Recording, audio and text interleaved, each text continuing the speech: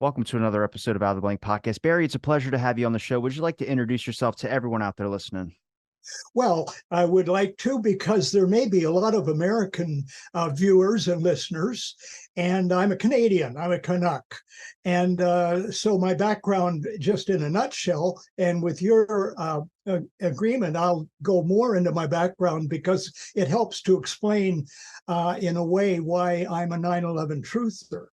But I was in journalism for years. I was with the two major Canadian newspapers, the Globe and Mail and the Toronto Star. And I also worked in Michigan for the Detroit News and the Flint Daily Journal, the Lansing State Journal. I had a fellowship at the University of Michigan in Ann Arbor. And when 9/11 came along, that's when my life changed in a way, not entirely, but it changed in a way for the better. Because I was already a media critic on Vision TV in Canada, a channel I was with from the beginning when it was launched in September 1988. And when 9/11 happened, I became, and I'm not boasting, but in a way, I'm happy to say this because it's factual, that at Vision TV, I was the first television journalist in the world to seriously question the official narrative of 9/11. And I did it in a series of 6 broadcasts that started in early January of 2002. And as a matter of fact, I can show you that the channel put out my commentaries with this VHS tape at the time, and they were very good about it. Later, you mentioned my book Towers of Deception, and in Towers of Deception, this DVD that I did, The Great Conspiracy, was included in a pocket in the back cover. You might have seen that. So that's me. I've been a journalist, and I'm a proud 9/11 truther, and that's it in a nutshell. So, what do you believe happened on 9/11, and what questions were the first ones that kind of raised the flags for you that you felt like you had to speak out about? I mean, it's not crazy conspiracy to say that somebody in our government might have had something go on or do something that they should be held responsible for. That's not, our government makes mistakes all the time. Now, whether those mistakes were intended for a reason is a really big issue, but false flags have been throughout history from JFK to Watergate. You're absolutely right. I couldn't agree more, Robbie. And so to just take it right from the day of 9/11, uh, the I was I said I'm going to be personal. So on the day of 9/11, a neighbor of ours said across the back fence to my wife, Jeannie, I think there's something going on in New York that would interest you. So we went into our living room and turned on the TV. And we were joined by a guy who was a friend. He was half of the couple that rented our basement apartment for 5 years. They became very dear friends. They're friends to this day of me, and my wife passed away in 2019, and my son, and so on. And so we were sitting there in the living room, and we're watching a tower come down, and I'm jumping up and down and saying, "Come on, U.S. Air Force. Come on, U.S. Air Force." Because, these planes piloted by terrorists, allegedly, were flying all over Hell's Half Acre. And Jeannie said, "Barry, calm down." I said, "No, but this is impossible. The U.S. Air Force is well known for responding in minutes to any threat. And this is a huge threat." So then I did calm down, and then I thought, wait a minute.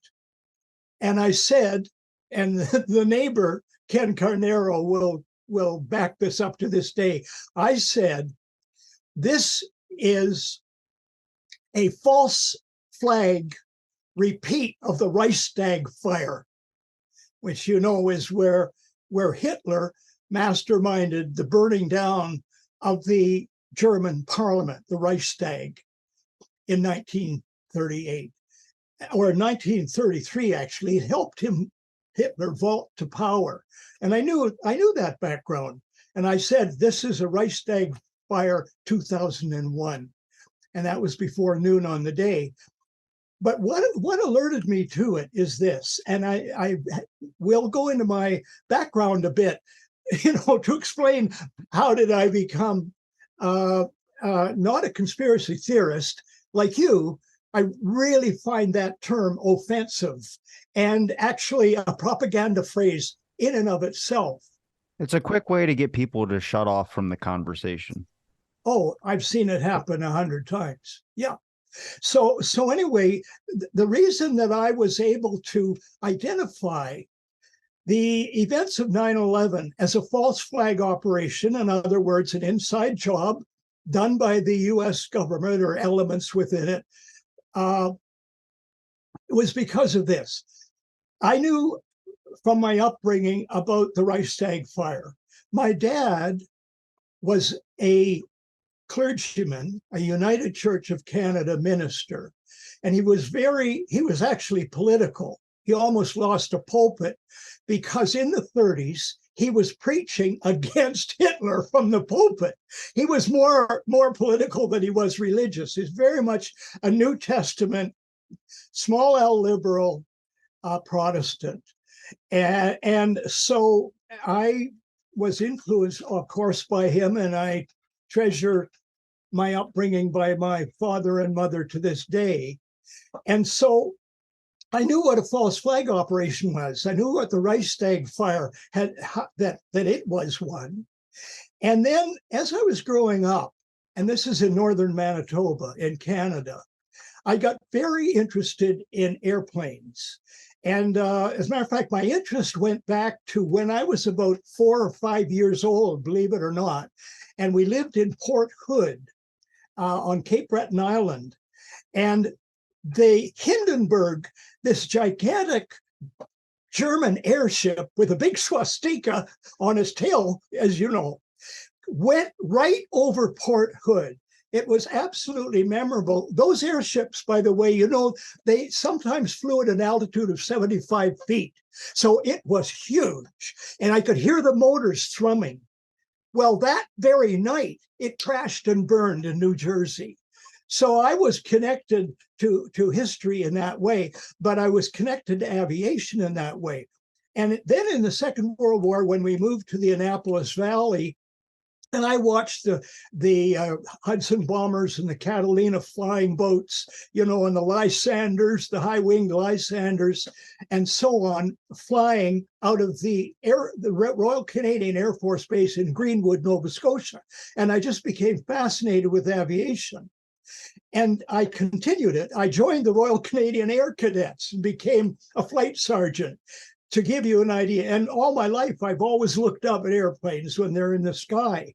So that is why on the day of 9/11, when the US Air Force didn't show up, this long interest in and quite a bit of knowledge about aviation absolutely was the tip-off to me that something stank to high heaven, that this was extremely fishy, that the US Air Force didn't show up. And we learned later that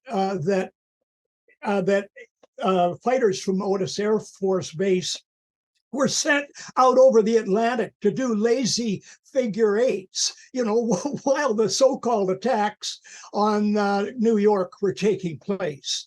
And so that was why before noon on 9/11, I said, this is a Reichstag fire 2001. And then a short time later, because there was a nascent 9/11 truth movement immediately after the events. And one of the events was at Toronto City Hall. Actually, the council chamber was rented. And that's where I met some dear friends to this day. And I said publicly that I'm going to devote the rest of my life to finding out the truth about 9/11. And I have a bit of guilt about that because I didn't tell my wife that I was going to go on a public podium and say that. But truth be told, I didn't really plan to say it. I said it in the moment, and so but my life changed. I started to do huge amounts of 9/11 truth work, such as putting out the 6-part series that I did on Vision TV, which made me the first journalist in the world to seriously question the official story of 9/11, and subsequently a DVD that I did, and then the book that I wrote, which you've read, Towers of Deception. And I put on a 6-day international inquiry into 9/11 in 2004. And that was a hell of a lot of work. And I've just continued with this, not at that pace or to that extent since, but I'm happy to be here. This is really where I'd rather be on the 22nd anniversary of 9/11, is on your podcast, because of what I've learned very belatedly about your podcast, and the way that the guests that you have and the way you conduct it. And so that was my introduction to 9/11. And after that, it would bore your viewers for me to say much more. I have to ask about the 9/11 truther movement. I mean, do you find that a lot of people are on board or supporting, kind of looking for truth at 9/11? I mean, when it comes to the Kennedy assassination, it's so far in the past that it's hard for people to get on board with it. They just roll their eyes as it's a conspiracy. But the 9/11 one is still fresh. I mean, I think I was 4 years old, maybe 3 years old when it happened. So, I mean, it impacted my family, impacted, I think, everyone that was old enough to be able to turn on the television and really watch the events that were unfolding. But you can't easily roll your eyes at it being like, when someone says it's a conspiracy or it's this or it's that. It does land in territories that I do not agree with, which is like that the buildings were holograms. I think that's horrible, that someone would say that. But there is real questions that deserve answers and haven't been given answers. Certain situations and certain people that should be pointed to blame, like Bush and others. So when it comes to the support, or when you speak out about being a 9/11 truther, do you receive positive or an understanding from people? Do they listen? Or do you, like, what happened to your career with just speaking out about 9/11?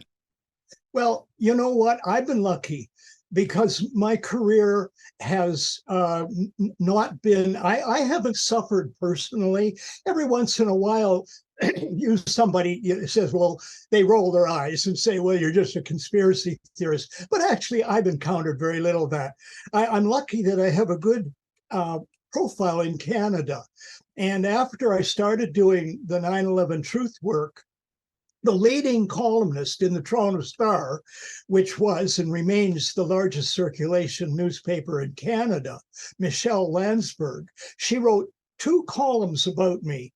And she said that she praised my television presence and said, if Barrie Zwicker's suspicious of the official narrative of 9/11, count me in too. And she received a huge amount of mail, so much so that it was kind of bothersome to her editors and her family. But I have this fairly good reputation because of the other work that I've done journalistically as the education editor of the Globe and Mail, and then the head of the education bureau at the Toronto Star, and the other work. So, but talking about the 9/11 truth movement, there are the 9/11 truth movement, like any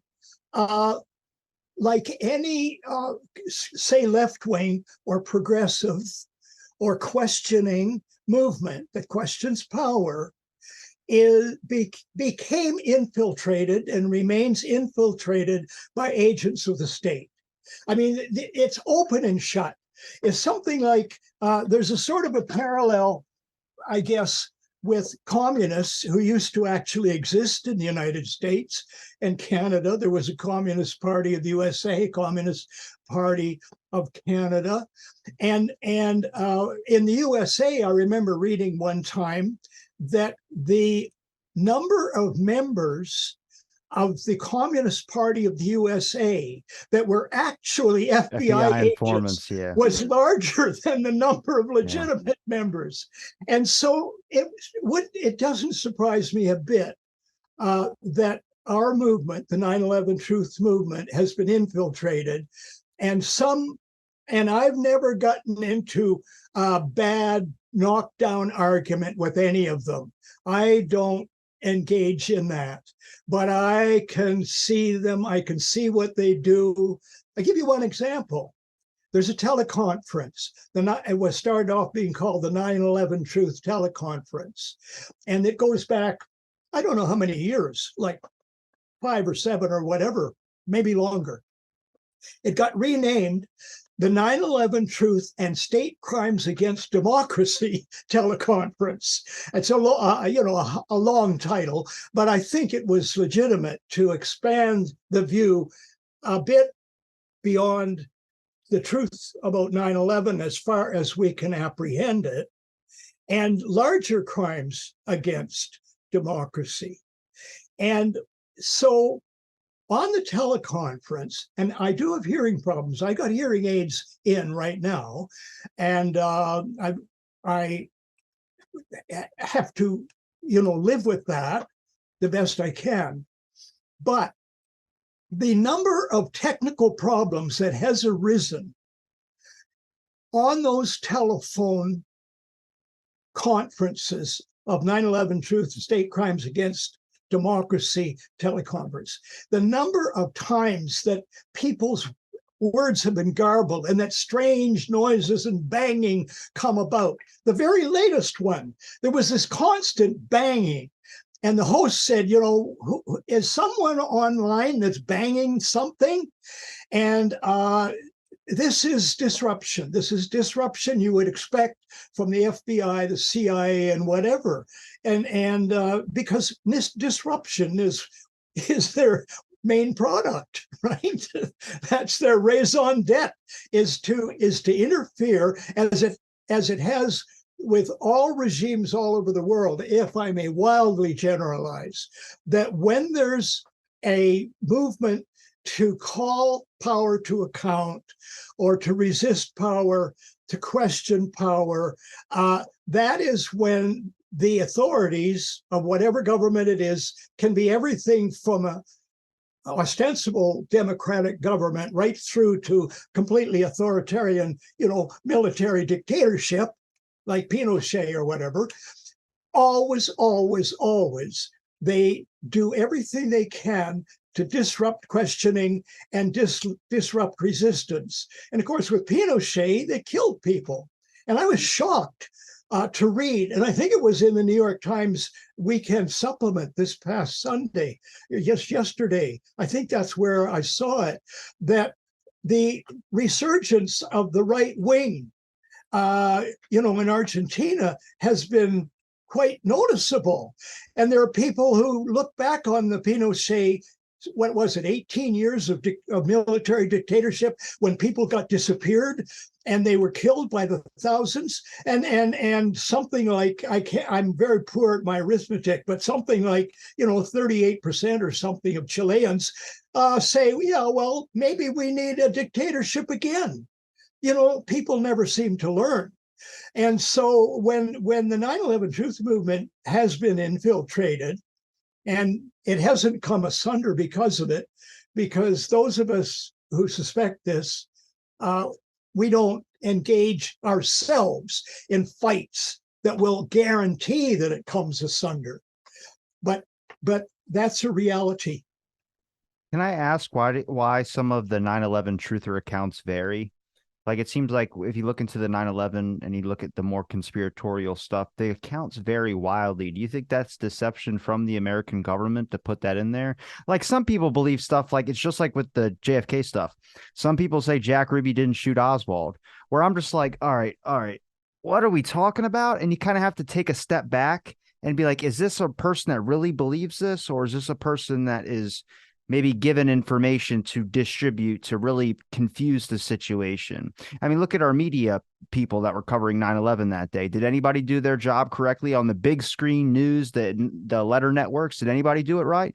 Are they getting feedback from somewhere? Every time a documentary comes out that's the official narrative, you're telling me that there's no other people out there that be willing to speak something different than the official narrative? So you start looking at like what's been kind of tampered with or messed with by the state. And I'm curious when it comes to some of the stuff you look into, if you type in 9/11 conspiracy and all this, there's a lot out there. What would you consider credible and what would you consider not credible? Well, first of all, there are very few people in the 9/11 truth movement. When I was on my book tour for Towers of Deception, I met a lot. I used to travel to the States every once in a while to New York, San Francisco, and so on. And and of course, I've been in touch with email, by email with truthers, and some of them have become close friends, and there's no question about their authenticity, no question at all. But then there are these others. There's two main ways I would say that the 9/11 truth movement has been impacted. And one of them is not outlandish theories, really. One is that it started to be conflated with those who claimed. Okay. That's a YouTube thing. Don't do that one. Yeah. So that is one thing. The second thing is that the infiltration, and I will not name names, it would not be helpful, that there are some of the leaders, shall we say, who, if you look closely at what they're saying, they are undermining the 9/11 truth movement. And quite specifically, I'll come to this. They claim these are leaders, that a plane actually hit the Pentagon. I see. I don't believe that one. And it's like, It didn't happen. You are absolutely right, Robbie. well, they showed one angle from a parking garage or something. I'm like, you're telling me there's not any other cameras around the Pentagon that could catch a view of what the hell was going on or what hit that thing? To me, it looked not like a 747 or whatever the hell they were saying it was. Well, like right from the beginning, sometimes we can trust our gut instincts, And for instance, right from the beginning, you've probably seen the picture of this Boeing 707 or whatever was the make and model in front of the Pentagon. It like the picture of the plane was overlaid in the real size that it is in front of the Pentagon. And there's no way that that particular model and make of plane could have gone into the Pentagon without making a silhouette of an airplane, right? You've got engines that weigh 14 tons and everything, and the wings aren't exactly made of balsa wood, and the hole in the Pentagon doesn't resemble the silhouette that kind of plane going in would make. Secondly, they never took any wreckage out of the Pentagon, right? You never saw them come out with truckloads of engines and whatnot. It's just so obviously a lie that Flight 77 hit the Pentagon, right? Same with the Pennsylvania crash. Allegedly, plane went in. They've never dug out any wreckage. I mean, how can the public fall for such obvious untruths? It's remarkable. It's because they're repeated and repeated and repeated is one thing, and the second thing is that regrettably, most people I would venture don't engage in enough critical thinking. Rather than saying, wait a minute, what's going on here? Let's ask some questions. Let's ask more questions. Where's the wreckage in both of these cases? a lot of people, well, they're busy, they're working, they got family issues and so on, and you can't expect people writ large to become researchers. But and the media don't help, because the mainstream media that I worked in for years on several really large issues, and 9/11 is the leading one, I would say, they not only refuse to question, they refuse to investigate. Or I should put those in reverse. They not only refuse to investigate the actual facts that can be found, many of them, mountains of facts, but they don't even question. There's the rare exception, a little fugitive paragraph here, a little small opinion column there. But by and large, the mainstream media have bought the official narrative hook, line, and sinker. And by the way, one of the things that I've always said when I do public speaking, I don't do much public speaking anymore, but I say this, and nobody has denied it, because it's undeniable. Those three towers that fell on 9/11, each of them fell in less time than it takes a telephone to ring twice. Now, there's no way other than controlled demolition that these structures made of structural steel can fall that fast.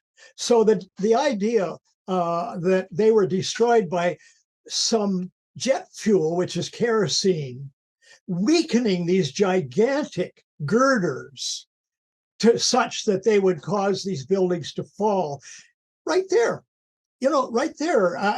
You actually don't need to know a whole lot of other facts than that. You don't need to know a whole lot other than looking at the photograph of the hole that Flight 77 allegedly made in the Pentagon.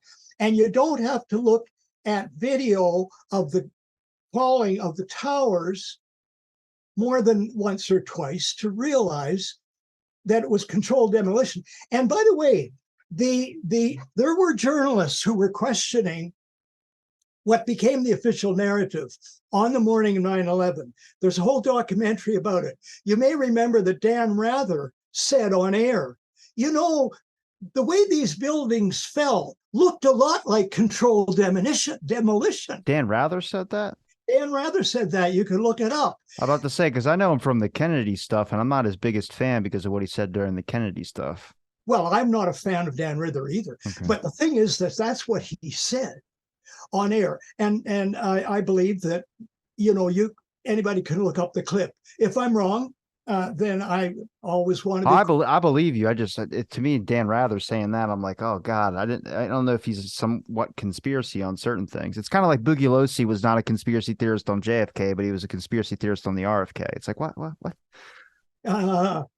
Well, anyway, the thing is, I believe that Dan Rather was speaking extemporaneously and honestly about just what went through his mind when he saw these towers come down, just like controlled demolition would do. But by the end of that day, this prepared propaganda campaign of an alternative story about the jet fuel and all that kind of stuff. There was that guy on a motorcycle, saying, "Well, I witnessed." He was obviously speaking from a script, and so then it's solidified by the end of the day of 9/11. The official and all the officials of government were all saying the same thing. It's Al Qaeda and it's Osama bin Laden. It was just a symphony of lies by the end of the day. And that symphony of lies has continued playing to this day. Because maybe you can verify some claims for me, but were there people inside the towers that were trying to go down the stairwell and were told to go back? Have you ever heard of anything like that? I don't, you know, it's kind of rings a sort of a bell, people on stairways not knowing what to do. And that could have happened. I would say that if it happened, that it could be quite understandable. I mean, any of us in a fire situation, like I live on the 19th floor of a high rise here in Toronto. I'm overlooking the city, beautiful view. And so beside every elevator, you know, there are instructions in case of fire. So they're not 20 feet away from me. It says, in case of fire, do not panic. That's the number one thing. And then the second thing is go back to your apartment.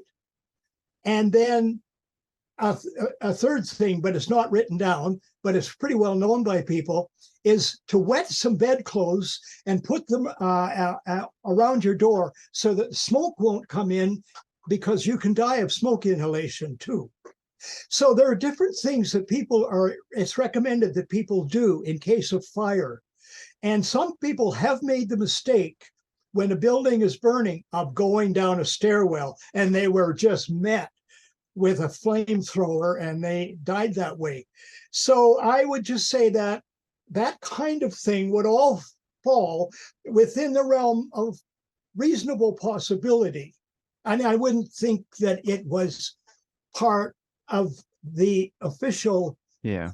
conspiracy, Yeah. which is lies of various kinds. Why do you think, like, how deep do you think this went, like, from higher, obviously higher in the government, but to get so many people to fall in line with the official story? And it's like, even if you try and question the official story, if you're not a family member or someone that lost someone in there, then you're sometimes received with hate. You know, like, I've just been interested in, like, is this real? Is this real? I've read the commission report. I mean, it says a lot of nothing is what it says. It's kind of like, just looking at it, it's kind of like, what? I just wasted 980 something pages. Like, you could have saved that for something, but there's a lot of questions still, like selling scrap metal within a week later, of hindering an investigation, things that family members actually have serious questions about. But if I'm not connected to the 9/11 situation and I raise these questions, people come at you with a sense of hate. They don't like that. But, like, there's some skeptics out there, I'm sure you've come across, like Shermer and Mick West, that try and debunk claims about 9/11 in the official story, where I go, how deep does this go to protect a narrative? Like, you have to be dumb in the head to not question some of these official story stuff, because it just doesn't make sense. You'd have to do more mental gymnastics to make it fit. Absolutely. And you mentioned Shermer, and man, I'm ticked off with that guy because he's ostensibly, an intellectual who is for the truth and so on. And it turns out that he's no better on 9/11 than Noam Chomsky is, for instance. You have to wonder about people who normally research, they're intellectual, they usually have their facts, they've written books and everything. And you have to wonder how someone with that kind of profile and background could fall for such obviously fictitious stories and narratives. And so I just leave it open. That's at the end of my chapter on Noam Chomsky in my book, Towers of Deception. I can't quote it exactly, but I say something like, his approach is worth battalions of soldiers on behalf of the government narrative. And I'm not quoting I'm I not know. quoting. What was it like interviewing him? I'm kind of a little bit jealous because his last name, or his name, just makes me chuckle for some reason. I don't know why. Every time someone says it, it's like, I don't know, just, but how'd you come across interviewing him? Why'd you want to interview him? Did you think you could possibly kind of change his mind on some things? He wouldn't change his mind on 9/11. He's just pathetic on 9/11 and uncharacteristic. So his reputation, and granted, he's done a lot of terrific work about bad government in Indonesia and so on. Right? And he's been very critical of the American establishment too. But how he could become more than tone deaf when 9/11 comes along, it's sort of a bit of a mystery. I mean, it's a suspicious mystery because he just loses his investigative and his critical chops when it comes to 9/11. Now, he wrote a book about something about Camelot. Yeah, the JFK stuff. Yeah, something about Camelot, and what caught my eye about Chomsky. I read that book and I thought, wait a minute, a lot of what he's saying doesn't add up in this book. It was the first time that I realized he had feet of clay, because initially I thought, whoa, he's a great hero of the left, he's a great critic of the American empire and so on. That's the persona, that's the character that he performs and that most people believe in, and therefore they believe him. But in the Camelot book, his message was very scrambled, not good about JFK at all. As you know, better than I, no doubt. I mean, I forget where it was that he said, and you can probably come up with a quote, Robbie. He said basically that leaders don't matter, that leaders don't matter. And JFK could have been replaced by anybody off the street and be as good a president. That kind of thing is what Chomsky said. I'm sure if we went searching, we'd find more than one quote to that effect. So Chomsky is questionable. Is a questionable figure. Did you ever think it was this deep after when you first saw 9/11 on the TV, when you saw and you were wondering why aren't there jets being scrambled? Did you ever think it was going to be this deep to where we're talking about it now? Like are you coming across new information all the time or something like that? Like I see that with the JFK stuff. I don't think anybody would have thought it would have lasted 60 years. And then now they're saying they're not going to give us any files in general. But with the 9/11 stuff, that's more recent than that JFK stuff. It's more, well, I would say it's equally as important, but it's just more relative to the times that we're in right now to really get some answers and get some truth before it is too long for anybody to be paying for what I guess paying the price. I would say I wouldn't say death or anything, but punishment. You deserve. Someone needs to go to jail. Whoever was trying to cover this up and has been on top of covering it up and pitching the official narrative without listening to the other side's perspective. Oh yeah, well, Dick Cheney was deeply. God, man, I'm telling you, I read his autobiography. He gave that shoot down order apparently for the plane that was going over the White House, but nobody ever did anything, and it turns out it wasn't hijacked. I was like, they had to shoot another plane down then. What happens if someone didn't hesitate like that guy that ran into the room? That's what he said, though. That's in his book. So take that for what you want. Yeah. Well, anyway, Dick Cheney is deeply problematical, and it's kind of wonderful to see his daughter, Liz, coming out for truth relatively and democracy and not buying Trump's Trump's triumph, if there's another one, which could well happen, I'm afraid. But I think that this is where history comes in. Example, and I'll be personal again. My birthday is November the 5th.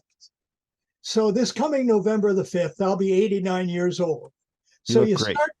start to get some kind of, perspective. And there's a line of thought which I think is legitimate, that those of us who are older or elders or whatever you want to call us have a duty to share whatever wisdom we may have found during our lives up till now. And so I look back then to the gunpowder plot of November the 5th, 1605. Now we're talking about how long it takes the truth to come out. So there was a guy named Guy Fawkes And sometimes November the 5th is called Guy Fawkes Day. Sometimes it's called Gunpowder Day. And up until 1959 in England, it was against the law not to celebrate Guy Fawkes Day. And the official story of Guy Fawkes was that he and a group of about a dozen other Catholics, at that time, Catholics were sorely prejudiced against in England. That was the case. And so there was a story that Guy Fawkes and some co-conspirators wanted to blow up the Parliament buildings. And so it turned out that there was some security guard of the time went down to the basement of the Parliament buildings and found 36 barrels of gunpowder, right? And so, according to the official story, the palace version, if you will, Guy Fawkes was going to set the fuses on 36 barrels of gunpowder the next day when Parliament was opening, and therefore the king and the queen would have been killed and Parliament would have been rubble. It was like the 9/11. It was a threat like 9/11 was, that caliber, that size. So it turns out, and when I was 71 years old, I wrote an op-ed page piece because it was the 400th anniversary of Guy Fawkes Day. And as a matter of fact, I've got it here somewhere. It's probably a mistake to. Yeah, I'm not going to try to find it. So anyway, it turns out that there was an account written the very next year, 1606, by a Catholic priest, which questioned the official story of the gunpowder plot, because it was used by a group called the War Party of rich businessmen who met in London regularly and wanted war with Spain because they could make a big profit on it. I'm telling you, history repeats itself in these respects. So anyway, Father Gerard wrote this book, which questioned the official palace version of the gunpowder plot. Well, do you know how long it took until his book was published? 400 years? 249 years. You overestimate it. And I honestly, I don't know. It's never in a lifetime. It's never in 3 generations' lifetimes. They always wait so long to publish this stuff, and when it matters. That's right. That's right. My gosh. So anyway, I'd like to quote the last line of his of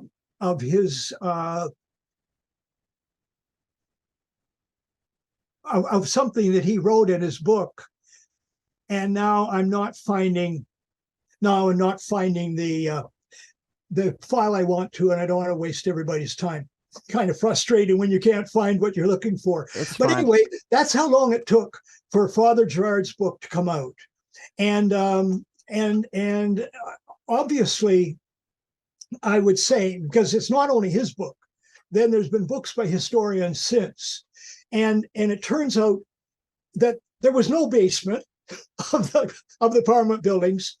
There were barrels of gunpowder found, but they were of a very bad quality. They were moist, and they never would have really blown up. And there were just holes and holes and holes in the official palace version of the gunpowder plot. Now, mind you, there was a one-day trial, and there were 13 of them were hanged like the next day.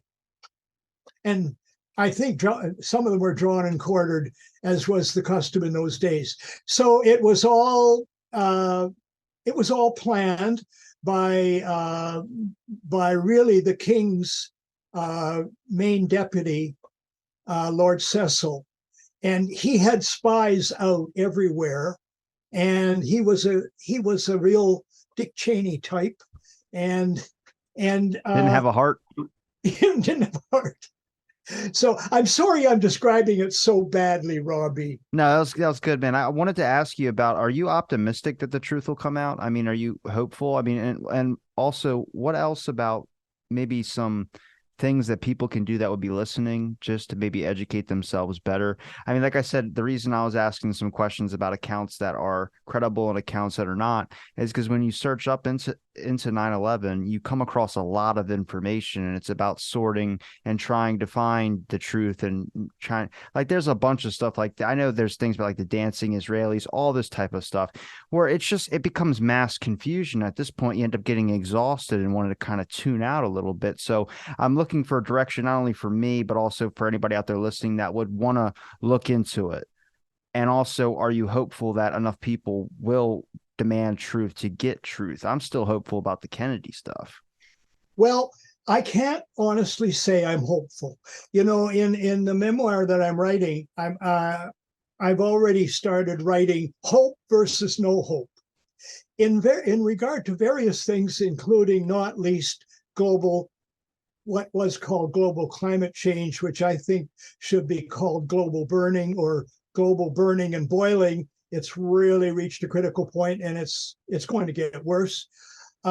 So what I would suggest to anybody who retains some interest in 9/11, if there are people whose minds are closed and who just say, well, you know, Al Qaeda did it, Osama bin Laden did it, and I don't want to know anything more. That's the facts of the matter. But there's no point in discussing more with a person who says that. Say thank you for your opinion. I appreciate it, and just don't have an argument. But for those who are interested for whatever reason or reasons, maybe they're watching this podcast, then if they read one book about 9/11, just one, they mind you, there are some books that support the official story, so I don't mean those, but I would say that I don't hesitate in recommending my own book, Towers of Deception, which you've read, Robbie. And another very good book is called The Terror Timeline. That's the one I got to read next. By Paul Thompson. And one thing that I did as part of my 9/11 truth activism, as I think I mentioned, I don't know if it was before we started recording this conversation or since, but I led a 6-day inquiry into it's called Citizens Inquiry into 9/11. And it was held at the University of Toronto in late May and June of 2004. It was actually the second of 3 inquiries. The first one was in San Francisco. There's the cover of a DVD. See SF1. So that was the first citizen inquiry, San Francisco 1. And then the second was in Toronto. And the third one was in New York. I attended all 3 to say the obvious. And so if you read any book about 9/11 by David Ray Griffin, you know, this tremendously prolific and wonderful academic and person and author and researcher and philosopher and professor of religion of Claremont University in California. Any of his books about 9/11 are worth reading. My book is worth reading, if I do say so. It was a Canadian bestseller. And Paul Thompson's book is worth it. And so no need to overload people further. Try to borrow a book from your library, or you can buy them on Amazon or whatever, if the price is good. And any of the basic books written by people striving to find the truth out about 9/11 will cover the territory pretty darn well. And so that's what I would recommend. Educate ourselves about everything, right? Uneducated people are a danger to themselves and others. and and so we need to try to understand. Understanding is the key word. Try to understand what's going on, what's gone down. And then the other thing is take whatever actions you can. And this is a little late, but because today is the 22nd anniversary of 9/11, and it would have been a good idea if I, to put the onus on myself, had written a letter to the editor of some decent paper and pointed out that the official narrative of 9/11 is very suspicious and that people should educate themselves about it, maybe put in a little substance there.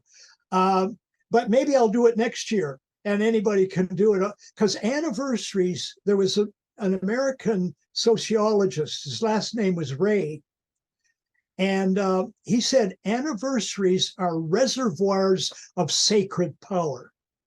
And you know how anniversaries, the 25th, the 50th, the 100th, there's always publicity about whatever it was, whether it was an earthquake or an armistice or an assassination or whatever. And so those of us, I haven't written many letters to the editor lately. I used to have some success with them, but I stopped having so much success, and then I've sort of stopped writing them.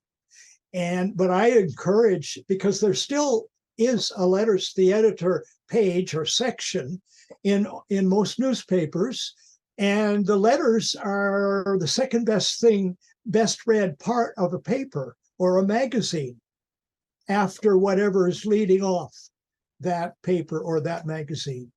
So those are the two things I'd say. Read the book, take some action, even if it's small. Is there a place where people can find your links, Barrie? You've given me enough of your time. Well, you know, I had a website, but I just let it become cobwebby. So I don't mind receiving emails from people. I don't mind it at all. And my email address is so simple. It's my first name, which is Barrie, Barrie. I was named after Sir James Barrie, the author of Peter Pan. My last name is Zwicker. You'd say in the States, Z Wicker. Okay, Barrie Zwicker at gmail.com. And that's probably the best, fastest way. I check my email over and over again every day. And as you know, I responded to your email. Oh, Barrie, I appreciate the time you gave me to talk on my show. And I also appreciate the work that you do for fighting for truth for 9/11. But, you know, there's not enough people speaking out about the truth on certain instances of things. And I'm glad there's someone out there doing that. I'm going to link your links in the description. It's been a pleasure chatting with you. And thanks everybody for listening to this episode of Out of the Blank. Stay tuned for our next episode.